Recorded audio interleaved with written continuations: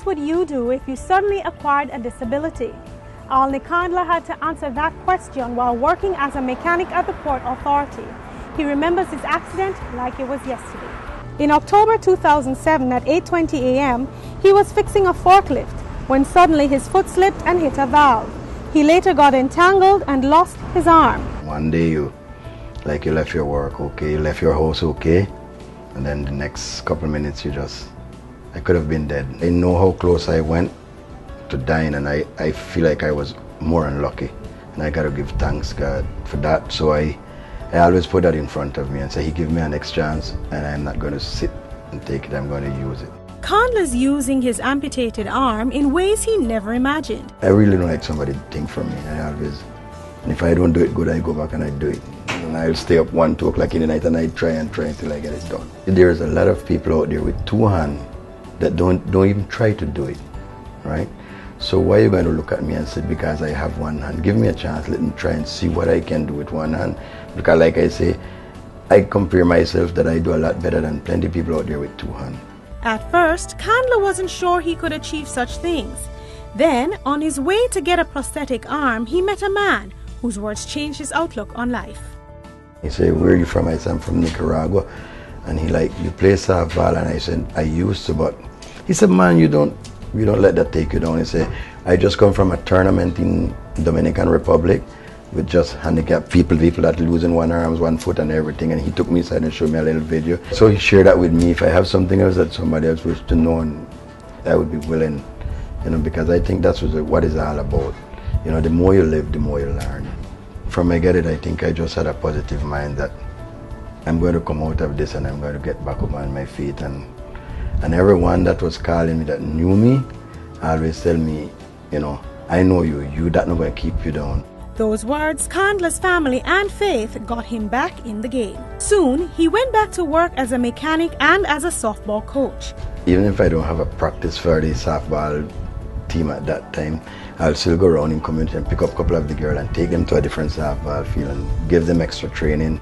Renee Howell, like Kandla, also experienced an unexpected disability. After giving birth to 2 children, doctors discovered Howell had multiple sclerosis.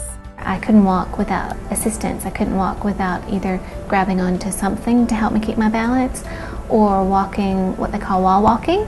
The numbness went from one area of my leg all the way down my leg and all the way on the side of that entire side of my body. Eventually I needed to even be in a wheelchair part-time. Her symptoms vary, but she feels the pain every day.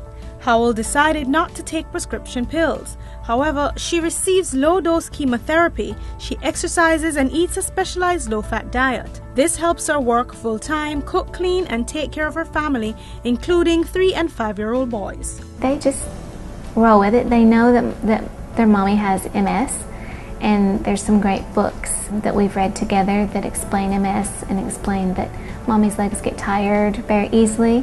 And if we go to the grocery store and mommy says, my legs are tired, we have to go home now, they understand they need to cooperate and that we need to get home. I've tried to expose them to as many people with disabilities as possible and to explain that God makes everyone special. He doesn't make everyone the same. And I think it gives them the courage to not be afraid. People with disabilities often, they don't mind if you ask them, what happened or what's wrong. Howell also educates the public through her website.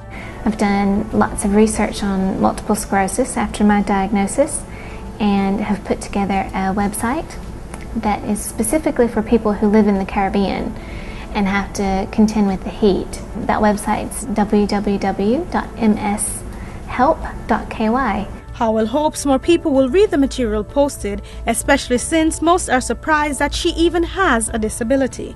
When I go grocery shopping or I go out to run errands, if it's a hot day, because the heat affects people with MS so much, I have to park in the handicap place.